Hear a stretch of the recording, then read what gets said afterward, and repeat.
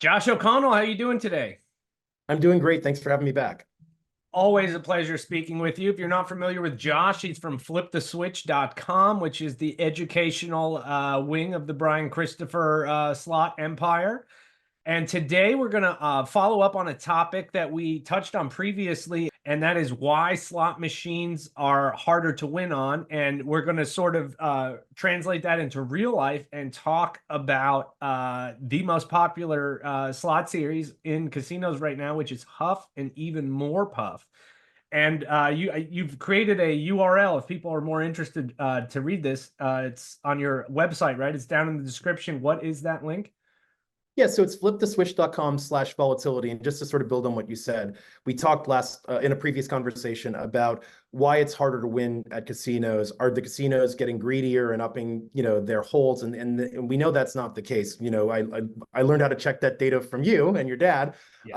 by looking up the payback data that's reported. So if casinos aren't taking more money out of our pockets as a percentage of what we bet, then where are the changes coming from? And it's about one of the big things is this volatility. So fliptheswitch.com/volatility as a collection of articles where we discuss this topic in depth. And so Huff N Puff is a great example of this. The first game in the series came out probably about 5 years ago now.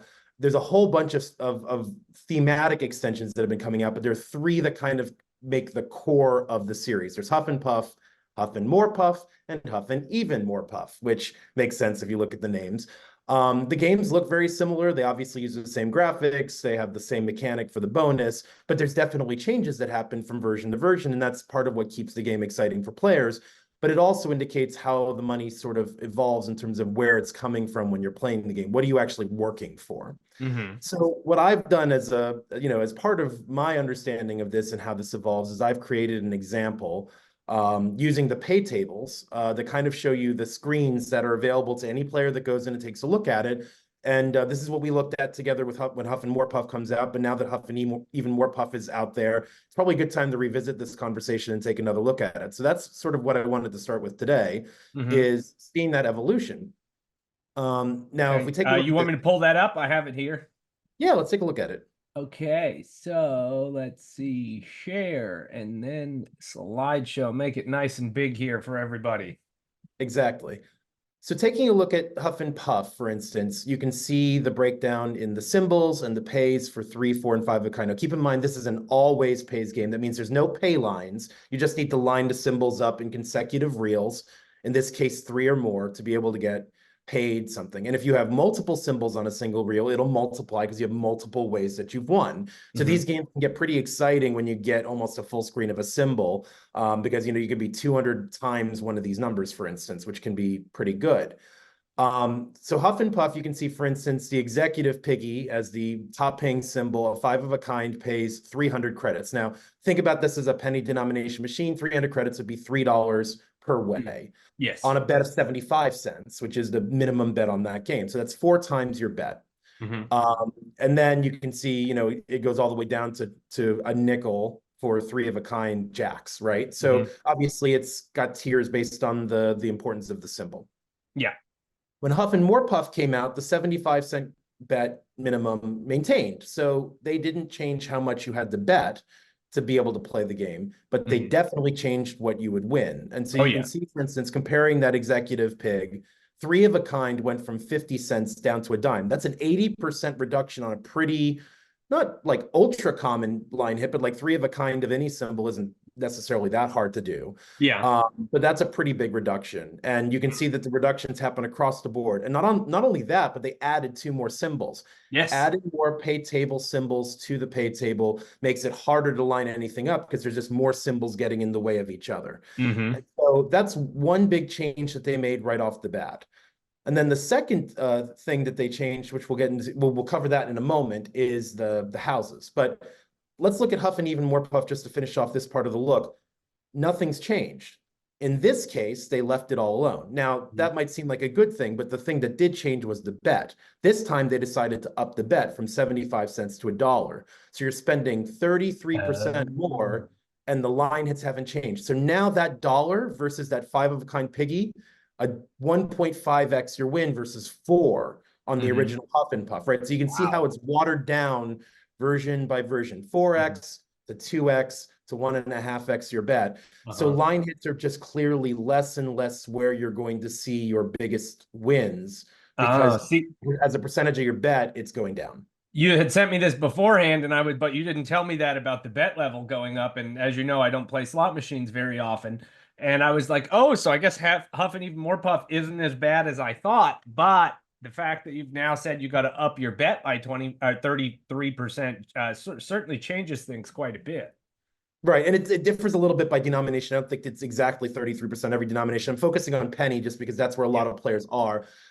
Clearly, these are multi-denomination games, and the bet levels do move around a little bit based on what denomination. So for the simplicity of the conversation, we're talking about pennies here. But you can see this evolution. And this is not uncommon in slot machines. As a new game comes out, there will be some sort of an adjustment or addition, and they do it one of two ways. They either move the pays around or they up the bet. And so well, after we get through this, I have sort of just another quick example of another very popular game type that explains, how this is very common. But so this is one important part of it, but the other important part of it is those bonuses, right? So we all know that when you play Huff and Puff series games, you get some sort of a free spin bonus, regardless of what bonus is triggered, whether it's the 6 hats to land the bonus, getting the wheel and landing mega hat or mansions. It all comes back to that house bonus, right? So And I have to say, the reason I started playing Huff and Puff was because I saw Brian Christopher play it. And it right. looked like such a fun game. And I will say he is a reason that I have started playing more slots because I see him play them, and they look like so much fun. And I'm like, oh, let me go try it. Of Not course, as yeah, much there's fun when definitely I a lot don't of have an entertainment. Yeah. unlimited bankroll like he does. Well, not quite unlimited, but Yeah. everybody's got their upper point. But Mhm. yeah, I mean, like these are obviously designed to be entertaining, right? That's the purpose of it. So, there's definitely something to be enjoyed. And there's definitely been a lot of player interest in this game and this bonus because of the ability for these mansions to pay significant amounts of money. So, but like even that's changed. So if we go to the next slide, Here. you will see this is the evolution of what the houses are worth. Mhm. And so when it says bet multiplier here, that's like, if you do 75 cents times 1, your bet multiplier is 1. So if you're minimum betting, these are all just pretend you're looking at pennies here, right? 50 to 150 pennies on that first one, 750 to 7,500 pennies on the first one for mansions, right? So that's sort of, how it's based in terms of the structure. So you can see on the original Huff and Puff, you had, up to 2 times your bet on each straw house. You had up to 20 times your bet on each stick house, and you had up to 100 times your bet on each mansion, if I'm doing my math quickly in my head there, but I think that's right. Yeah. So, and then on the sticks, you had the chance for the mini and the minor. On the mansions, you had chance for the major or the grand. That part of it's largely staying the same across all versions. But if you notice those ranges of prizes, those have not stayed the same. Yes. The straw houses went down when it comes to Huff and More Puff, also went down when it comes to the stick houses. There was the addition of the mini times 2, so that's helpful because that's a $20 win on pennies. So that's definitely better than the $15 top end of the range but minor is also still in there, and that's even bigger. But then the mansion now goes to $187.50 instead of $75. It's more than double at the top end. Now, will you see that very often? No. But clearly, they're putting more of the weight into the mansion values. And that's, again, shifting the volatility. It's harder to get a mansion, but therefore now it's more exciting when you get a mansion, right? So you're getting less line hit pays, right, to get to these bonuses. You have to now work for the mansion. So what they've done, they created this mansion bonus, and they've sort of put a lot of the weight there. I had a mansion bonus where I got all of them on the screen and got a 300x bonus. I mean, it's just the potential is clearly there, but that means they had to pull money from other places in the game to do that. So now what happens with Huff and Even More Puff? Well, the biggest design changes of that game, we know that they added credits to the bet, right? So they took that money and they added a second wheel. The second wheel has super versions of the bonuses where the reels are twice as tall. They also added a super progressive, which is over the top of the grand progressive. And so that extra 33% you're spending is on those features. And then this one small addition, the very bottom, where it says or wheel. So now one of the mansions can reveal a wheel, and that spins the wheel again to potentially go into another bonus. It's like basically another, it's a way to reach Okay. completely and have two bonuses for the price of one. But that costs money, and so that's why they've added. So there used to be games that WMS made that had like a line that said more, better, bonus bet. And so the idea was you could bet one level and just have the normal game, or bet extra for more bonuses. But anytime you bet and didn't get a bonus, that, that's your spending for that potential. I consider Huff N Even More Puff to be a more better bet of Huff N More Puff. You're basically buying a more expensive game for chances at more and potentially more, more lucrative bonuses.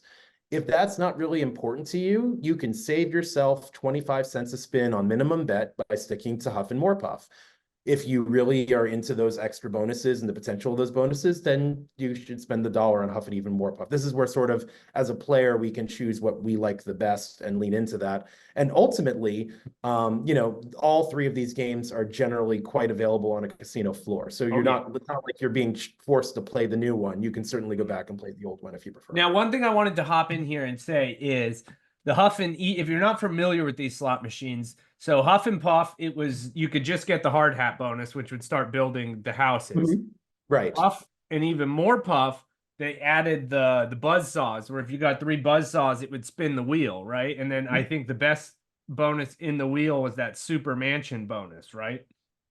Which was, Huff N More Puff added the buzz saws. Huff N Even More Puff then added the golden buzz saw, which is like a line jump to the more second wheel. The second wheel. Yeah, but in the Huff N More Puff, you got the first wheel, and I believe the symbol everybody wants is the super mansion bonus, right? Where I think everything starts. Just a mansion. Super mansions was a creation of Even, so I'm being very specific about wording just to not confuse anybody. But the mansions feature, yes, is basically where the excitement happens, because the way Huff N Puff works, the series, is you start off normally with straw houses, and if you land a hat where a straw house would land, the border, now you upgrade that border to a stick house. You do it a third time, you upgrade it to a brick house, which is they call the mansion. And then if you get a fourth one on the original game, you just be paid a credit prize. Huff N More Puff moved to an upgrade system where you would upgrade a different spot instead, with the goal of creating more mansions, which matters here because there's more money in those mansions versus just getting. That's what I was getting to, is I think that's probably the reason they upped that feature or the payoff on the mansion so much, is because they added that feature. And, if you're more than doubling what it was worth in the first game, that sort of makes it the flagship bonus, shall we say, So I think that was what I was getting at, is that's probably why they did that, right? To sort of make that bonus even more exciting for players, right? Yeah, they moved the weight into the bonuses and then created this unicorn of an achievement, which is this mansions bonus. Some of the most successful slots have an achievement, the Unicow, right? The 15 gold heads on Buffalo Gold. There's these things that aren't a jackpot, but there's still these things that slot players get excited about and hoping to achieve. And so they definitely accomplished that with the mansions bonus. And now with this new version, they up the ante literally with this super mansions bonus, where now the reels are twice as tall. And instead of 15 mansions, you could potentially get 30. There's already some video evidence of some people being able to accomplish this floating around YouTube. So if you're curious about it, you can definitely find it out there. But Has Brian done it yet? No, I think I've still had more super features than Brian has so far, and I don't play the game all that often. So, but yeah, no, he's had a little bit of a rough start to it, but he's a trier. He'll keep going for it. I've gotten smoked every time. I've tried to play Huff N Even More Puff only like 3 times, but I have gotten myself handed to me all 3 times. I think the first session I ever played it, I put $100 in, minimum bet $1 spin, didn't get a single bonus, ran out of money. Second time I had a super bonus within 20 spins and I tripled my money. And it's again, this is the whole point of this, is upping the volatility. There are bigger payouts at stake, but they're harder to achieve, which means getting to them is a much more expensive endeavor, right? It's like the slots are going to pay out the same percentage over time you would expect. So it's not like so those bigger payouts have to come from somewhere, and it's either you're spending more to get them or they've taken the money, right? And Huff N Puff series has done a little bit of both. They've taken some money from the line hits, from the straw houses, etc., moved it toward these harder and harder to reach spots. But when you do get there, they can be quite lucrative. And I guess a good video poker analogy for this would be Huff and Puff is like Jacks are better. Huff and more Puff would be like playing double double bonus. Huff and even more Puff would be like playing Ultimate X double double bonus. I mean, like if we think about your dad's complaints about when two pair doesn't pay double, right? Think Exactly. about that reduction is exactly what happened to the line pays on Huff and Puff. Like two pair does a lot of the work, and when you take half of its pay away to move it to more hard to reach places, that's what creates a lot of the volatility, right? You're basically you don't have as much money coming back at you to keep going to reach those higher payouts. So it's a bigger grind. So yeah, exactly. It's a really good analogy for those of you who are more into video poker. And then now are we on to the next screen yet, or do you want me to wait a second for that? Yeah, so some of you may not be as familiar with the series. It's a newer series, but many of you, if you've ever been into a casino, know what Buffalo is. So what I wanted to also showcase was another example of this at work. And so Buffalo has been on casino floors for, eons at this point, it feels like. I mean, it's certainly been around for a good 15, 20 years. But what's interesting about what they've done with Buffalo is they're very protective of certain things when it comes to the game. Here you see 3 games in the series that are very tight successors to each other. Buffalo, obviously, being the OG original game, Buffalo Gold being a very popular sort of successor that builds upon the original Buffalo game in very specific ways, and Buffalo Gold Revolution, which was the first extension of Buffalo Gold. So imagine being so good that your sequel gets a sequel, right? That's kind of what happened here. Buffalo Gold has sort of become an industry of its own. There are Buffalo Gold extensions of their own because that game is so popular. But what I encourage you to take a look at this point is what's fascinating about the line pays, right? Take a look at 5 of a kind Buffalo, 300 credits. Interestingly, the same payout as that Piggy was on the first Huff N Puff, right? 300 credits for the 5 of a kind Buffalo on Buffalo. If you move over to Buffalo Gold, it's still 300 credits. If you move down to Buffalo Gold Revolution, it's still 300 credits. Aristocrat, for most of the Buffalo games, are very protective of certain elements of what makes the game the game. So you see, generally speaking, the same symbols. Huff N Puff even changed one of its symbols between Huff N Puff and Huff N More Puff. But you see the same, the eagles there, the wolves there, and so forth. But the pays hold on, right? You see 2 wolves pay 10 credits on the original, on the 1 to 5 reels, which is what counts here for Buffalo Gold, and then for Buffalo Gold Revolution. So they've always sort of maintained this structure. Now, so what's changed? Well, the bets have changed.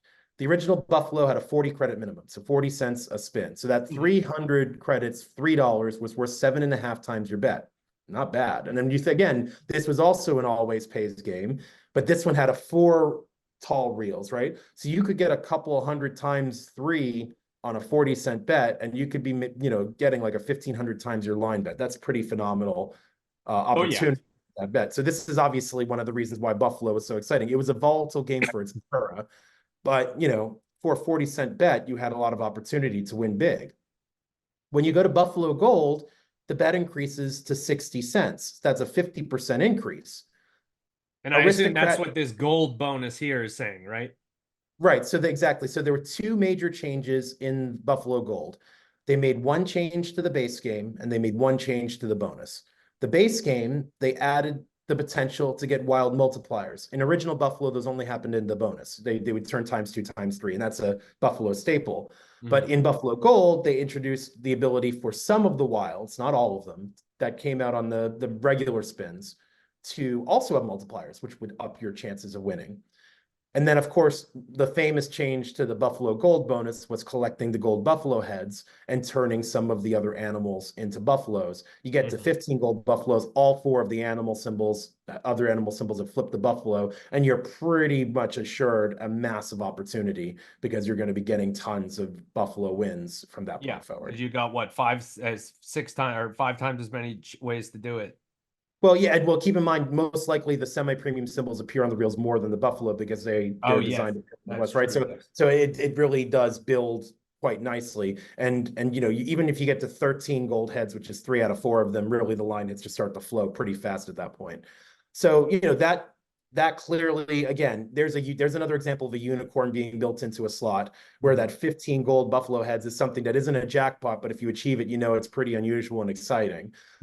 People post about their 15 gold heads when they win. So then what did Buffalo Gold Revolution did? Well, they changed the bet to 75 cents. So now we're almost double Buffalo's price, right? It's still 300 credits or $3 for the 5 buffaloes, but that's still 4 times your win. Again, that's the same as the original Huff N Puff. You still get 4 times your bet for 5 of a kind buffalo. Once again, they made 2 changes. One change to the base game, one change to the bonus. So the base game, they added that on any regular spin, 1 to 4 of the other animal symbols could randomly turn to buffalo. So they kind of took that mechanism from Buffalo Gold where these symbols can change, and they made sort of a surprise random event happen on Revolution. So nice little extra. But then again, they're adding some money into the base game, so you're not all paying for a bonus upgrade, right? And then for the Revolution upgrade for the bonus was the wheel. And so you can spin the wheel, you can get credits, you can get a major or grand jackpot. Those are new. There was no progressives on the other 2 machines. And then they had the ability to collect gold heads up front. So you start with gold heads up to 15. So you could theoretically have all of those animals turned on spin 1. But even if you don't, if you even have some of them, you're much closer to 15 heads. And so again, you're paying a little bit extra for those upgrades. So the reality is that the biggest change here is that they were adding something to the base game to keep things moving and give you still chances to win. And they didn't water down the payouts. So even though you're paying more per spin, the base game still has something in it that can give you a really good hit, can keep you going to get to those bonuses where you have the real chance at some massive wins. And so that's sort of, just another example, but in every single case here, they've upped the bet. So, if you want the traditional OG Buffalo experience, those games are still on casino floors everywhere, and you can still spend 40 cents a spin if you want to. But if you want a chance at these 15 gold heads and the bigger bonus potential of them, you got to pay more. So you're investing more per spin. And every spin you take that doesn't trigger this bonus is 50% more that's not covered on these line hits. Although, to be fair, they did add those extra little somethings to help the line hits a little bit and take the edge off. So this is how games sort of evolve, and this is why they're harder to win on. And so my advice to players has always been the same.